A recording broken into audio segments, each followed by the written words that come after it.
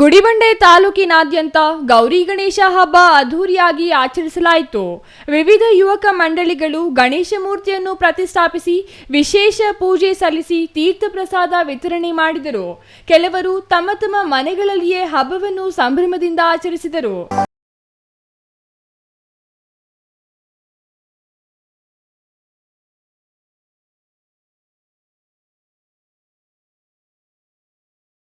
ಸಂಜೆ ಮಹಿಳೆಯರು, ಮಕ್ಕಳು ಹೊಸ ಬಟ್ಟೆ ಧರಿಸಿ ವಿವಿಧ ವಾರ್ಡ್ಗಳಲ್ಲಿ ಪ್ರತಿಷ್ಠಾಪಿಸಿರುವ ಗಣೇಶ ಮೂರ್ತಿಗಳನ್ನು ದರ್ಶನ ಮಾಡಿ ಹೂವು, ಅಕ್ಷತೆ ಕಾಳು ಹಾಕಿ ಪ್ರಾರ್ಥನೆ ಮಾಡುವುದು ಕಂಡುಬಂತು. ಗಣೇಶ ಹಬ್ಬದ ಪ್ರಯುಕ್ತ ಮಹಿಳೆಯರು ಹುತ್ತ ಹಾಗೂ ನಾಗರಕಟ್ಟೆಗೆ ಹಾಲು ಹಾಕಿ ದಾರವನ್ನು ಕಟ್ಟಿ ಪೂಜೆ ಮಾಡಿದರು. Satish Babu, CTV news, Gudibande.